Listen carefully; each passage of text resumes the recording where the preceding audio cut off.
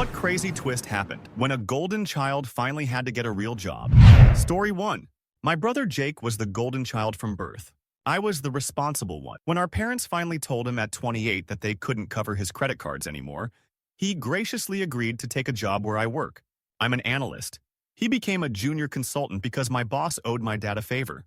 First week, he shows up late, leaves early, and spends most of the day networking at people's desks. I get pulled into HR because his background check flagged some inconsistencies. HR shows me a folder and asks if I recognize the name and address. I do. It's mine. Turns out someone had opened 2 store cards and a payday loan using my SSN and our childhood address. I'd written off the random collection calls as spam. The HR lady tells me they only connected it because Jake put me as his emergency contact and our info was almost identical, except the birth date. I confront my parents at Sunday dinner. Mom instantly says, "You know your brother has always struggled with money. Why are you making this harder?" Jake goes quiet, which is how I know he's guilty.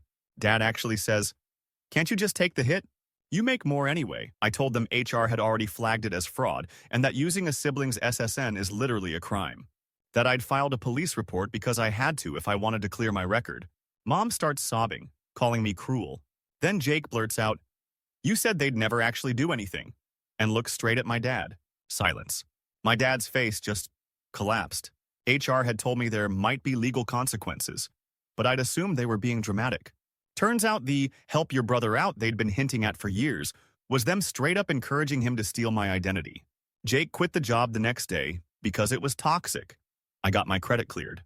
And for the first time in my life, I realized I wasn't the responsible child. I was the backup plan. So I got a new job and never gave them my new address. Story 2. My ex-husband Mark was his mom's sun, moon, and stars. She did his homework, his laundry, his taxes. When our kids were born, she'd show up, take the baby, and bark at me for not supporting his dreams enough. His dream, apparently, was to stream video games 12 hours a day. I finally left after I found out he'd been cheating with one of his subscribers. When we went to court for custody and child support, his lawyer argued he couldn't pay much because streaming wasn't stable income, and he needed more time to build his brand. The judge basically said, "Then get a normal job." So Mark got a job at his cousin's auto shop. His mom showed up that first week with packed lunches and a lawn chair so she could keep him company. Cousin sent her home. That should have been my first indication this might get interesting. For months, Mark complained nonstop. Too early, too dirty, too many old dudes who didn't understand content creation. Meanwhile, he was barely paying support, always waiting on a sponsor payout. Then, one hearing day, his mother shows up in court with a thick folder and this smug look. She tells the judge she has proof I'm alienating the children. Inside the folder are screenshots from our 10-year-old's private TikTok. Rants about how dad never shows up. Dad lies. Dad only cares about his stream. Mark starts yelling at me for letting our kid post that. The judge, stone-faced, asks, "Mr. Stevens, how did your mother access a locked child account?" His mom proudly explains she logged in using the password she saw our kid type when she was helping with homework at the shop. She'd been sitting in the office watching security cameras and snooping on the work computer instead of letting Mark, work. Cousin testifies that Mark spends half his shift in the office watching Twitch and the other half complaining. The final blow, my 8-year-old is called in to speak with the guardian ad litem. Afterward, they quietly ask if the kids feel safe with both parents. Our daughter apparently said, "I feel safe with Dad's cousin. He actually knows how to be an adult." Judge gave me primary custody, bumped up support, and told Mark that if he lost his job for cause again, they'd impute his income at full-time mechanic wages anyway. The golden child finally got a real job, and the kids chose the guy handing him a wrench over their content creator hero. Story 3. I work in marketing, which is already full of egos, but our CEO's son, Tyler, was on a different level. He'd been consulting for years, translation, posting on Instagram, and finally agreed to join the company to help modernize the brand. They brought him in as a strategic innovation lead with zero experience. I'd been busting my ass for a promotion that suddenly wasn't in the budget. But weirdly, I didn't dislike him at first. He was clueless but polite, asked basic questions, sat in on meetings quietly. I figured the job might humble him. Then an anonymous Twitter account popped up called AG Office Peasant. It posted these snarky behind-the-scenes threads about life in corporate hell. Some were funny, but others were viciously specific. Jokes about the overweight designer, the cheap single mom who steals pens, the immigrant intern with the accent. Our team started suspecting each other. HR sent a vague email about respectful online conduct. Morale tanked. One night I was doom-scrolling and noticed Art Office Peasants posts went live at weird times, exactly when Tyler disappeared to take a call or grab lunch with a mentor. Then he accidentally liked his own tweet from his personal account and unliked it 2 seconds later. I screenshotted it on instinct. Curiosity turned into petty investigation. I checked LinkedIn and saw he'd added anonymous satire account with 50K followers under projects, probably thinking it was edgy and no one at work would connect the dots. Same phrasing as one of his tweets. I didn't send it to HR. I sent it to his dad, with no comment. The next morning, emergency town hall. CEO looked like he'd aged 10 years. He didn't out Tyler by name, just said a member of leadership had violated company values and resigned effective immediately. We all knew. Later that day, Tyler came by my desk, eyes red. You told him, didn't you? I just stared. Before I could respond, he said, he picked you over me. You know that, right? And walked out with a cardboard box. That's what got me. Not the cruelty, not the account, but the genuine confusion in his voice. For the first time in his life, his dad hadn't cleaned up his mess. The golden child finally had a real job and found out the hard way that sometimes the peasants are the ones your father chooses to protect. Story 4. My mom was the golden child of my grandparents. Her brothers went to work at 16. She didn't have a job until 35. They paid her rent, her car, even her cell phone. When I was 10, my grandpa joked, your job is to take care of mommy so she can focus on finding her passion. Translation, I cooked, cleaned, filled out forms, handled her panic attacks over overdue bills she never opened. I was the adult. She was my anxious roommate. When both grandparents passed within 6 months of each other, the money dried up fast. Their house was sold to cover debts none of us knew about. My uncles were furious and cut her off financially. For the first time in her life, my mom had to get a real job. She ended up as a teacher's aide at my high school. When she told me, I wanted to sink into the floor. The woman who forgot to pay the electricity was going to help with attendance and grading? Okay. The first week, I braced for disaster. But something weird happened. She started waking up on time. She packed a lunch. She remembered things. At home, she'd say, Ms. Rivera does this to keep the kids focused, and then try the same trick on herself to get through chores. One afternoon, I overheard 2 freshmen in the hallway. Ms. D is so cool. She helped me figure out my math. I swear she cares more than the real teacher. I turned the corner and saw my mom sitting at a table, walking a kid through algebra with this calm patience I'd never seen. No panic, no drama, just present. That night, she knocked on my bedroom door with her first paycheck stub in her hand. Can you help me budget? She asked, voice tiny. Then she added, and I think I owe you back pay for the last 8 years. We ended up making 2 budgets, hers and mine. She insisted I keep my part-time job money, called the phone company herself, and when she got flustered, she didn't hand me the phone. She put it on speaker so we could do it together. The crazy twist wasn't that the golden child finally had to work. It was that, once she did, she finally became a parent, right as I was finally old enough not to need one. Story 5. I started dating Liam knowing his sister, Chloe, was the family golden child. She'd tried acting, tried music, tried a podcast. Her trying meant everyone else working overtime to fund it. Liam had 2 jobs. Chloe had a ring light. When their parents hit retirement, they told her the gravy train was over. They couldn't bankroll her anymore, but they could get her a job, coordinating events at the hotel where I worked as an accountant. When Liam told me, I nearly choked. I knew that hotel, and I knew a Chloe from there, just not his. 6 months earlier, we'd had an event coordinator named C, who lasted 3 weeks. She upcharged clients off contract, pocketed the difference, and vanished right before a huge corporate retreat, leaving us to scramble. We found creative accounting in her files, but never enough to justify legal action. She ghosted. We wrote it off as a bad hire.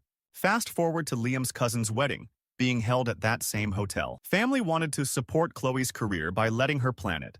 I walk in, and there she is in a blazer 2 sizes too big, barking orders into a headset. She freezes when she sees me. We do that awkward, do I know you? Tango? Then I see the tattoo on her wrist. The same one HR described when we filed internal notes on C. At the reception, things start going wrong. The bar runs out of the premium package the couple paid for.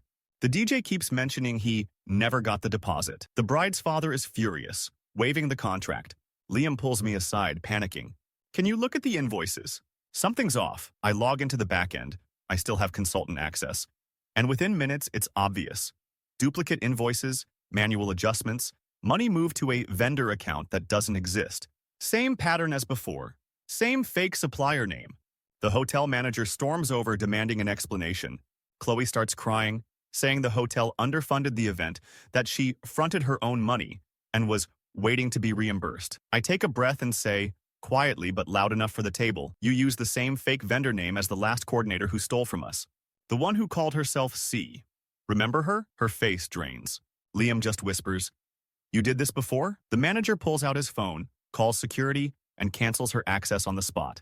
In the middle of the first dance, Chloe is escorted out of the ballroom, still protesting that Dad will fix this, but Dad doesn't move. He's staring at the bride, at the chaos, at Liam's shaking hands. Then he says, no, he won't. The golden child finally had to get a real job. And the day she used it to steal from her own cousin was the day even her parents stopped believing she was made of gold. Story 6.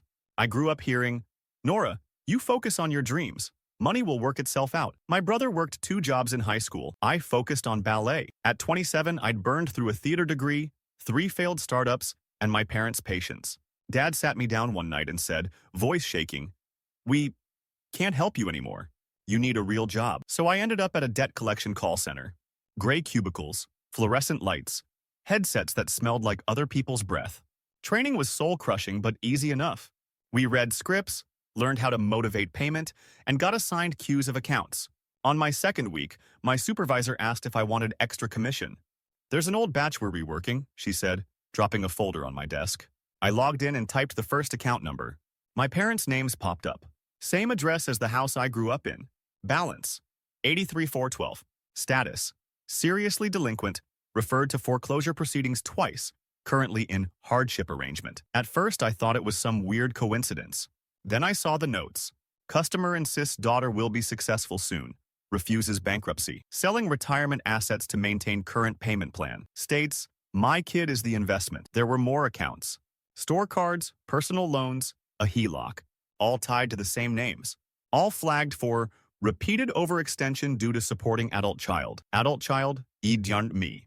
I stared at the screen so long my system logged me out. When I finally called, Mom answered like always, bright and bubbly. Hi, honey. How's the new job? We're so proud of you for being independent. I could have said, this is a recorded call from your creditor. I could have said, you lied. You paid for my dreams with money you didn't have. Instead, I said, hey, Mom, quick question. Is everything okay with the house? She paused half a second too long. Of course, why? That night I pulled my credit report and then theirs.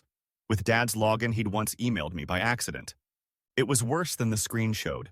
Retirement gone, maxed cards, refinanced mortgage. Also, I could float through auditions and branding workshops and finding myself. Next day, I walked into my supervisor's office and requested a reassignment. Conflict of interest, I said. I know someone on that portfolio. She shrugged and swapped the files. Then I took my lunch break, walked outside, and called my brother for the first time in months. I told him everything. Account numbers, balances, the notes about the daughter. He went quiet. Finally, he said, so, are you going to be their investment or their collector? I turned in my headset that afternoon and applied for 3 night shift jobs that same day. Actual jobs, not opportunities. The crazy twist wasn't that the golden child finally got a real job. It was that the first paychecks I earned in my life are going straight to paying back debts I didn't even know I created. And this time, my parents don't get a vote. Story 7. I'm a shift lead at a busy downtown coffee shop.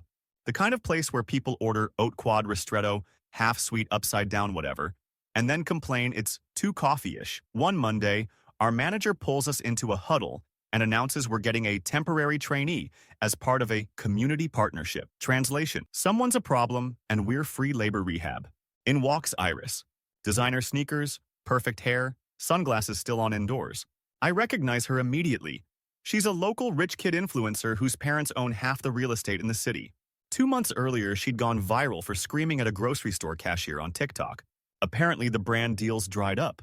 Her parents encouraged her to take a real job for the optics. She's nice enough but utterly useless. Doesn't know how to work a register. Gets milk all over the floor trying to steam it. Asks if she can curate the playlist instead of cleaning the bathrooms. Customers start whispering, taking pictures. Someone posts a video. Remember that brat who abused the cashier? She makes my coffee now. It blows up. People come in just to film her. Some are cruel. Some tip her like she's a zoo exhibit. One night after close, I'm counting tills and Iris is mopping badly, crying quietly. She blurts out, "My PR guy said this would make me relatable. He's pitching a redemption arc to sponsors. He said if I cry a little, it helps." I stop counting. "So this is content?" She shakes her head. "It was supposed to be. But then I actually had to show up. And people are so tired. I go home smelling like syrup and bleach and I'm exhausted. And you guys do this every day for like minimum wage?" The next week she stops filming on her breaks. No more day in the life vlogs. She starts actually listening, learning how to dial an espresso, picking up extra shifts. Customers stop heckling because she stops performing. A month later, a guy in a blazer waits for her after work.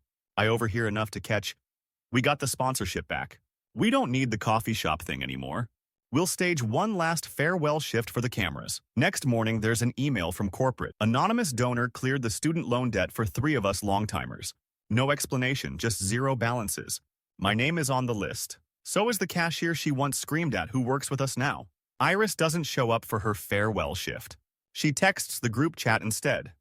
I quit. For real. I told my parents if they want redemption, they can come mop the floor themselves. The golden child finally got a real job, and the twist wasn't her humiliation going viral. It was the quiet note from our loan servicer that said, "Paid in full." From a trust fund kid who finally understood what work actually costs. Story 8. I grew up with Mateo, the golden boy of our small town. Star athlete, straight A student, the principal's favorite. His parents were constantly bragging, "He's going to be a judge like his grandfather." I was the kid who barely scraped by and ended up as a para-educator back in the same high school. Not glamorous, but it was steady, and I liked the kids. After law school burned him out and a bar exam failure, Mateo crashed. His parents stopped posting about him. Rumor was they insisted he get back on track by taking a respectable job. The only place that would hire him without experience was our school, as an assistant in the disciplinary office. So now the former golden boy was managing tardy slips and detentions. At first, he walked around like he was undercover royalty, calling teachers by first names, winking at students, mentoring the cool kids. Then TikTok drama hit. A video surfaced of a popular teacher screaming at a student. The clip was ugly but obviously edited. The student's parents, big donors, demanded the teacher be fired. The school board called an emergency meeting. I went because half my students were upset. Mateo was there, sitting beside the principal like a miniature lawyer in a too-tight suit. The parents presented the video like it was Exhibit A at a trial. People gasped in the audience. The teacher, Ms. Khan, looked like she was going to be sick. She'd been the only one who ever called out Mateo's favoritism when we were kids. When it was the school's turn to respond, I expected the principal to talk. Instead, Mateo stood up. He plugged a USB into the projector. "I was asked to review security footage," he said, voice steady. "What you were shown was incomplete." He played the full clip. It started 10 minutes earlier. The innocent student mocking a kid with a stutter. Ms. Khan calmly redirecting. Slurs. A notebook thrown. The moment she finally snapped and raised her voice was understandable. Not great, but human. The room shifted. Those same parents went pale. Then Mateo did something none of us expected. "I'd also like the board to note," he said, pulling out printed emails, "that when I suggested suspending the student, I was told by administration that, quote, 'We do not punish donors' children. That's why this was brought here instead.'" The principal hissed his name. Mateo kept going. "And for the record," he said, "I grew up being that kid. The one who never got punished. It did not make me a better person. It made me dangerous." He recommended a written warning for Ms.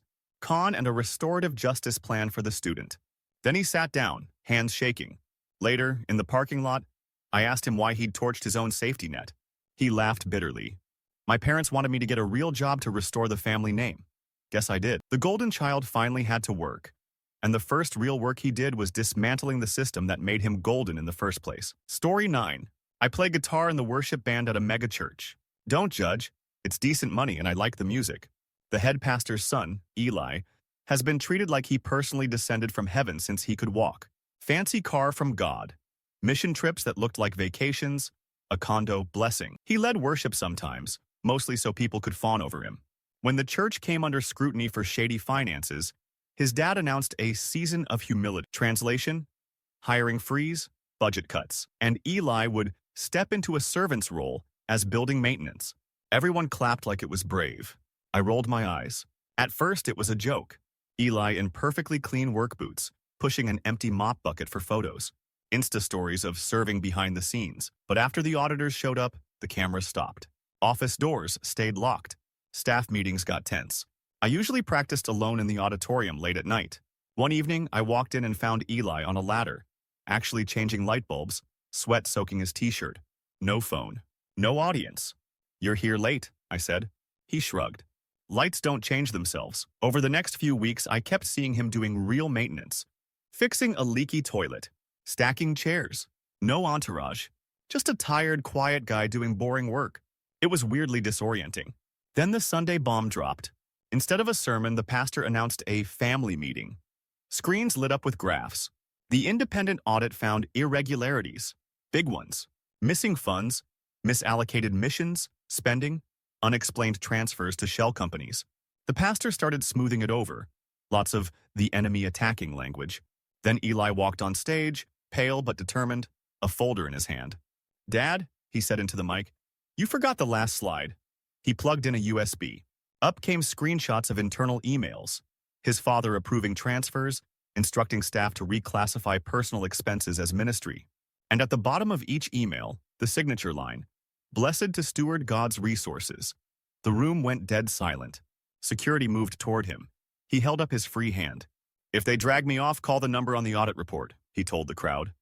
I already did. Later, backstage, while chaos erupted outside, I asked him when he'd decided to blow it up. He looked at his calloused hands and said, "When I started fixing toilets, I realized people tithed so their kids could use clean bathrooms, not so I could have a second motorcycle." Turns out, a servant's role is a good vantage point for seeing where the shit really flows. The golden child finally had to get a real job, and from the janitor's closet, he pulled the plug on his own father's kingdom. Story 10. My Aunt Isla was the golden child of the family.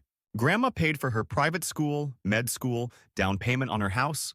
Anytime she breathed, someone called it an accomplishment. When I was 13, I told my parents that Aunt Isla's husband had accidentally touched me in the pool. They said I must have misunderstood. When I told Grandma, she snapped, "Do not destroy your aunt's life with wild stories." I learned very quickly, some people are too golden to accuse. Fast forward 5 years. I'm 18 and my dad has a heart attack. The nearest hospital is the one where Aunt Isla works as an ER doctor. We end up there by default. As they wheel Dad back, I see her at the nurse's station, hair in a messy bun, scrubs on, laughing with coworkers. She spots us, face shifting to concern. "I'll keep an eye on him," she promises. And she does, checking in, explaining things, advocating for a certain medication. Everyone clearly respects her. Watching her work is disorienting. She's good, calmer than my parents, kinder than most doctors I've met.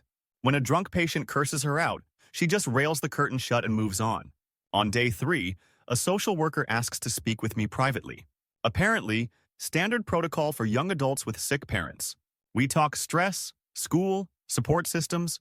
I don't know why I say it, but when she asks about family dynamics, I blurt, "My aunt's husband molested me when I was a kid." She doesn't flinch. She just asks, "Did anyone ever document that?" I laugh. "They documented that I lie." She nods slowly and says, "You know your aunt works here, right?" "I know," I say. "Don't worry, I'm not going to cause trouble while my dad's hooked up to machines." That night, as I slide back into Dad's room, I see Isla in the hallway with the social worker. The social worker gives me a tiny nod before walking away. Isla comes in, shuts the door, and leans against it. "Why didn't you tell me?" she asks. No hello, no preamble. Her voice is raw. I laugh, harsh. "You were busy being perfect." She sinks into the chair by the bed. "They told me you'd misinterpreted things. That you were acting out. Did you believe them?" She stares at the heart monitor. I wanted to. Then she tells me something I don't expect. 2 years ago, a teenage patient came into her ER with abdominal pain. The girl finally admitted her stepdad was assaulting her. Isla reported it, went to court, testified against the guy. "That's my job," she says. "To believe people when it can save their lives." She wipes her eyes with the back of her glove. "I've spent the last week fighting like hell for your dad's heart. The least I can do now is fight for the kid everyone decided was lying." I snort. Bit late. She reaches into her pocket and pulls out her hospital ID. Not if the complaint comes from Dr. Isla Hart, attending physician, mandated reporter, and sole heir to Grandma's approval. she says, bitter smile. They listened when I said your dad needed emergency surgery. They'll listen when I say my husband needs an investigation. Within a month, he's under scrutiny. Within 6, he's out of the house and under charges. Grandma doesn't send me an apology. She sends me a screenshot of a prayer chain. Like that fixes anything. The golden child finally had to get a real job, and it turned out she was actually good at saving lives. The twist was realizing mine was one of them, 5 years later than I needed, but right on time for the girl who was never supposed to be believed. Story 11. My dad ran a tiny funeral home in our town. I'm Milo, the middle kid who did the books, arranged flowers, vacuumed the chapel, basically the unglamorous stuff. My older sister, Claire, was the golden child. Dad called her my angel. Private college, Europe trips, never once worked a shift. When Dad's cancer came back, it hit fast. In hospice, he kept holding my hand and saying, "You'll keep things running, right?" I assumed that meant he'd leave the business to me. Seemed obvious. I was the one who knew which casket catalog rep to haggle with. After the funeral, yes, we did our own family service, morbid perk of the trade, the lawyer gathered us in Dad's office. It still smelled like his aftershave and carnations. He read the will. House split 3 ways. Savings in a small trust for the grandkids. Then, to my daughter Claire, I leave the opportunity to earn the funeral home. We all blinked. Opportunity? Turns out Dad had put the building and business in a separate trust with a condition. Claire had to work full-time at the funeral home, in any role I chose, for 6 straight months before she got a vote on whether we sold or kept it. If she quit early, the decision and ownership defaulted entirely to me. Mom gasped. My younger brother looked like Christmas came early. Claire went dead white. The next Monday, she showed up in black flats and a dress that was way too short for viewing room modesty. I made her answer phones, clean coffee urns, do paperwork for death certificates, sit with weeping families who had 1,000 questions about cremation. The first week, she cried in the bathroom twice a day. I almost caved. But then I saw how she spoke to people. Soft voice, good memory for details. She remembered a widow's dog's name. She noticed when a teenager needed to step out of a visitation and breathe. Month 3, she was the one I trusted to double-check the nameplates. Month 5, a family requested her specifically. On the last day of the 6 months, we met with the lawyer again to sign the transfer. Claire showed up with a folder of notes, ideas for grief support groups, a sliding scale policy, partnerships with hospice. She looked more tired and more real than I'd ever seen her. The lawyer slid the deed across the desk for her signature. She picked up the pen, hesitated, then pushed it toward me. "I don't want the building," she said. "Milo does the job even when no one's watching. He should own it. I want the part Dad actually meant for me." She opened her folder. Tucked in the back was a letter in Dad's shaky handwriting. "If you're reading this, Claire, it means you showed up. That's all I ever really wanted. Whether or not you keep the business, I hope you finally understand what your brother's been doing all these years." Dad hadn't left her the funeral home. He'd left her 6 months of being ordinary, and the choice to step off the pedestal. She did.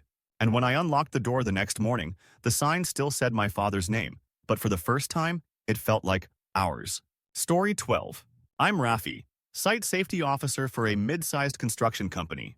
My job is to keep idiots from killing themselves with power tools. Our owner's golden nephew, Devin, showed up one Monday in spotless boots and a brand new hard hat. Tag still on. Rumor was his trust fund got frozen after he totaled a sports car, so he had to learn the value of $1. Of course, he didn't start on demolition or heavy lifting. Uncle made him my assistant. He was useless at first. Forgot his goggles, leaned under suspended loads, tried to vape behind a drywall stack. I rode him constantly. He'd roll his eyes and text, "Devin, tie off your harness." "Devin, that's a lockout tag, not decoration." "Devin, if you walk under that boom again, I'm writing you up." One humid afternoon, we were framing the 3rd floor of a new condo building. The crew was tired, tempers short. There was a guy on the team, Luis, who was undocumented. Everyone knew, nobody said it out loud. He was quiet, fast, never caused trouble. I was checking a scaffold when I heard Devin yell, "Heads up!" I turned and saw a stack of OSB sheets tipping off the lift. Time slowed. Luis was right underneath, looking the wrong way. Devin sprinted and shoved him sideways. The sheets came down on Devin's legs with a sickening crack. Chaos.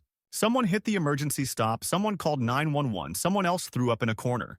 I got to Devin and saw his lower legs at angles they shouldn't bend. He was biting back screams. At the hospital later, the owner showed up in a suit, more angry than scared. "We'll say the pallet slipped," he told me in the hallway. Luis shouldn't have been up there anyway. If OSHA starts asking questions about work eligibility, I cut him off. Devin saved his life. Owner waved a hand. He'll be fine. We'll get him the best surgeons. I can't afford a shutdown over this. When OSHA came, clipboards in hand, Devin was still post-op but conscious. They asked him what happened. He looked at his uncle, who was giving him the shut-up stare I've seen on a lot of bosses. Devin took a breath. We overloaded the lift, he said. That's on me and my uncle. Luis was exactly where he was supposed to be. If he's in trouble, I'm talking to the news. Owner went purple. The OSHA guy's pen froze mid-scribble.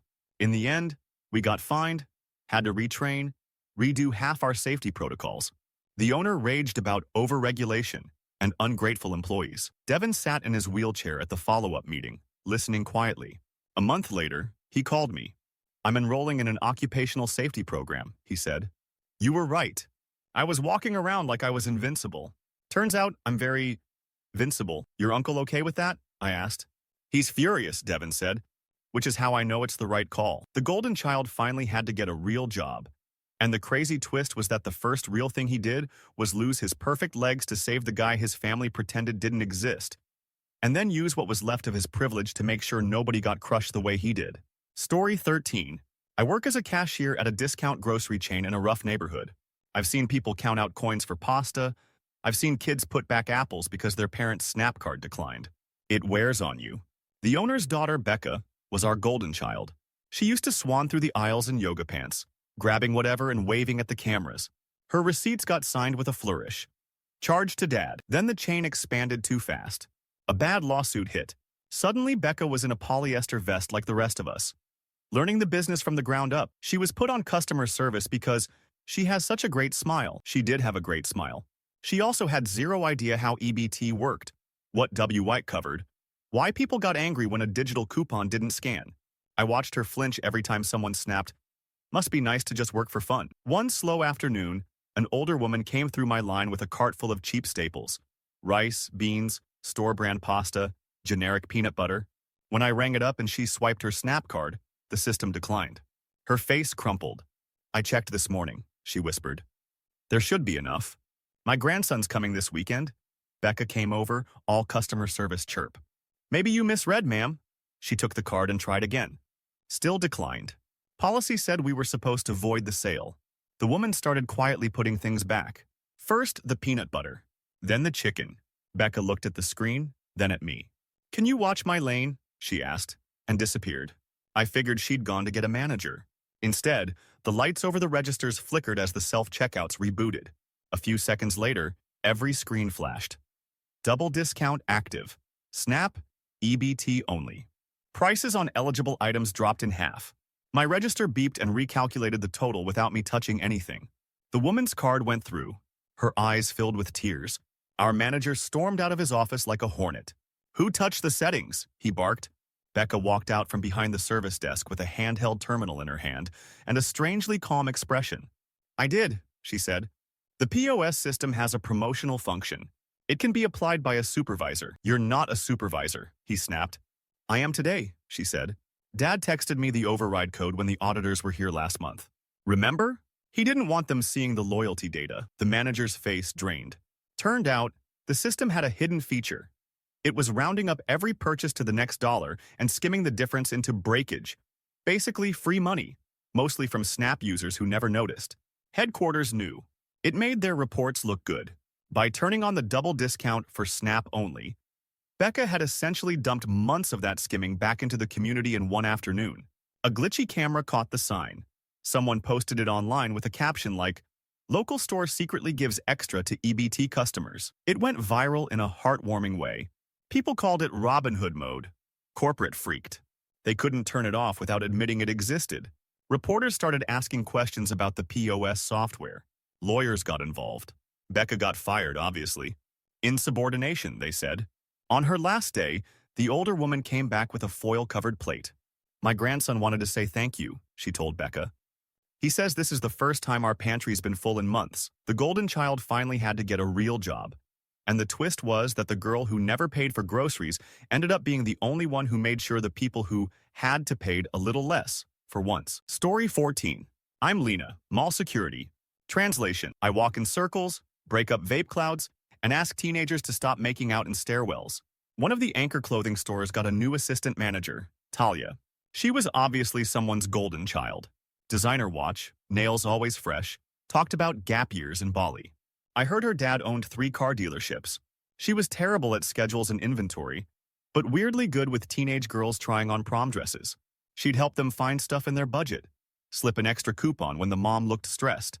I mentally filed her under spoiled but not evil. One Thursday night, I got called to the store for a suspected shoplifter.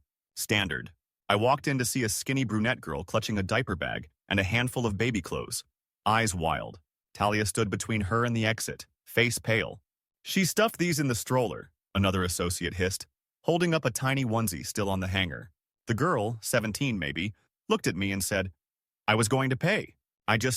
My card declined. I was going to put it back, I swear, please. My mom will kill me." Mal policy is we call the cops on repeat offenders, but she wasn't in our system.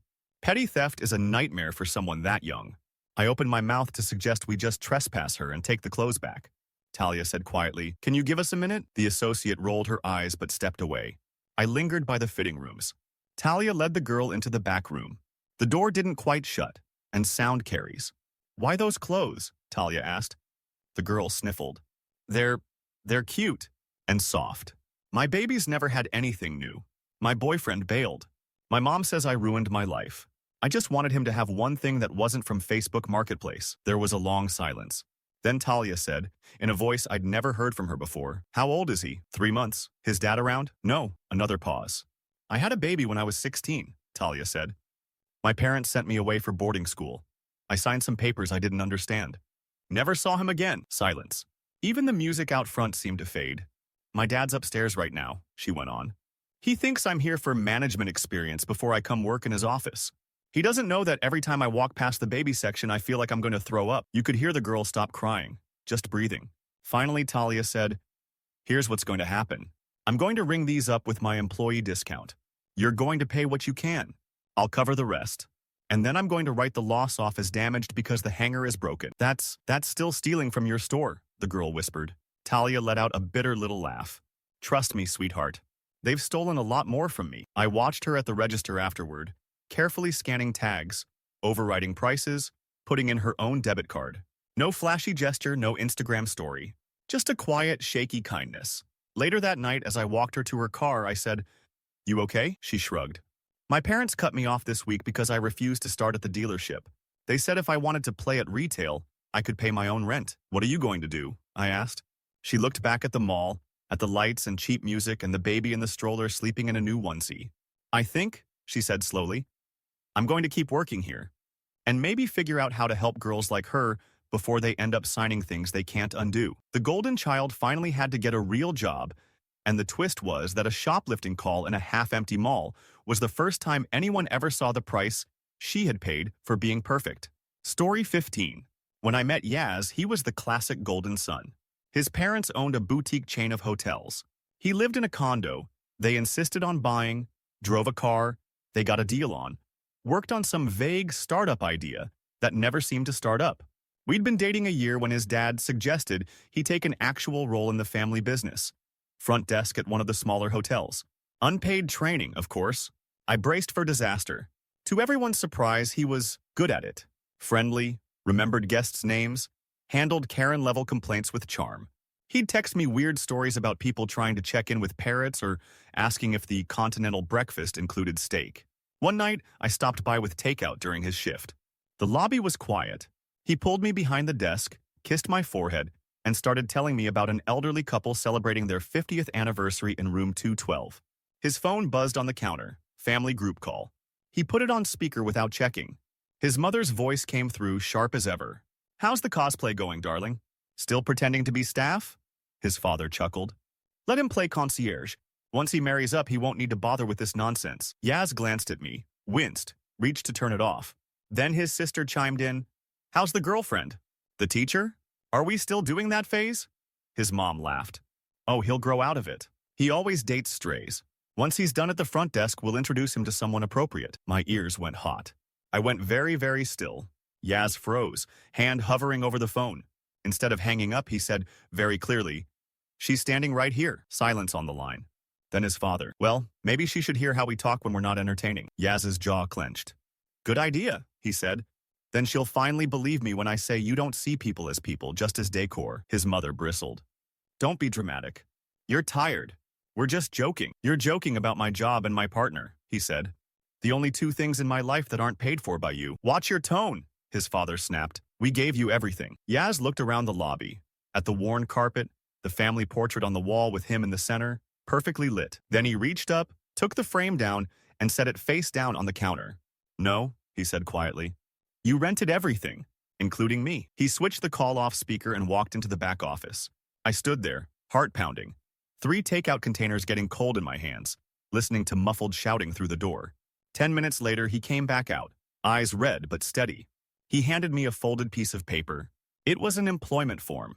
Hourly wage, benefits, start date already filled in with that day. In the space marked emergency contact, he'd written my name. I told them if they want the golden boy back, they can book a room like everybody else, he said. I'm staying on. As staff. Not as their heir. The next week, his parents cut him off.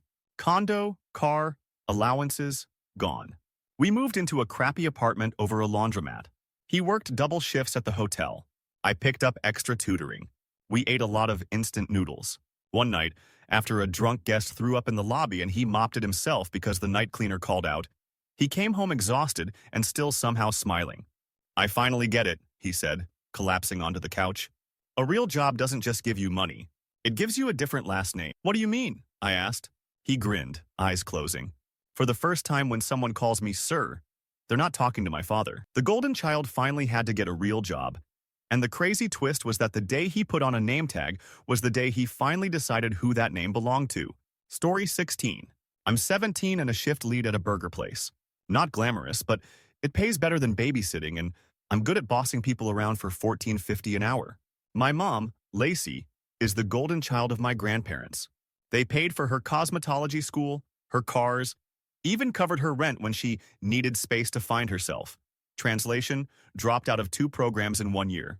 I was basically her roommate with homework. She'd forget to pay bills, forget parent-teacher conferences, but somehow never forgot her hair appointments. Grandma and Grandpa would swoop in with cash and save the day. That changed when Grandpa had a stroke and Grandma realized the money was not, in fact, infinite. They told Mom they were done paying her way, but they would pay our rent for 6 months if she proved she could hold down a job. Family court was already sniffing around because I'd mentioned we don't always have food to a school counselor. So Mom got a real job at my burger place. Manager loved it. Built-in carpool, right? He joked, scheduling her as a crew member on my shifts. I'm her supervisor. I wear the black polo. She wears the red one. The first week was a disaster. She couldn't remember the menu codes, forgot to clock out for breaks, kept trying to give away free fries because she felt bad for people. I had to write her up for being 40 minutes late, and the system auto-emailed her and copied me. At home, she'd sulk. I'm your mother, not your employee. At work, your crew, I'd say, sounding exactly like every manager I've ever hated. Somewhere around week 4, she stopped arguing and started trying. She asked another crew member, a single dad in his 30s, how he remembered orders so fast. He showed her his sticky note system. She practiced saying, "Hi, welcome in," without sounding bored. Then one Saturday, social services did a surprise visit. They wanted to talk about household stability. Mom panicked, called the store, begged my manager to let her come in late. He said no. Saturday lunch rush is hell. So she showed up to the visit in her greasy red polo, name tag crooked, eyes tired. I watched from the hall as the social worker asked, "Are you working currently?" Mom took a breath and said, "Yes. I'm 2 months into a job at Burger Box. My daughter is my supervisor, actually." The social worker blinked. "How's that going?" Mom looked down at her stained uniform. "Humbling," she said. "And good, for me." Later that night, we were slammed. A bus full of soccer kids, online orders crashing the system, grill guy having a meltdown. Mom was on front counter, handling this line of people that would have made me cry. Half an hour into the chaos, I realized I hadn't fixed a single one of her mistakes. She'd done it. Handled complaints, upsold shakes, rebooted the receipt printer. At closing, she high-fived the crew like she'd just run a marathon. In the parking lot, she leaned against the car and said, "I met with a social worker again on my break. She said if I keep this up, there's no reason you'd ever need to live somewhere else." My stomach dropped. I hadn't realized that was even on the table. I also hadn't realized how much I'd been low-key planning for it. "Do you want me to stay?" I asked before I could stop myself. She stared at me like I'd slapped her. Of course I do. Then, quieter. But I also filled out the financial aid paperwork for your dorm with your grandparents. Just in case you don't. The golden child finally had to get a real job. And the crazy twist wasn't that my mom became my employee. It was realizing she was clocking in every day not to prove anything to her parents, but to give me an actual choice about whether I stayed.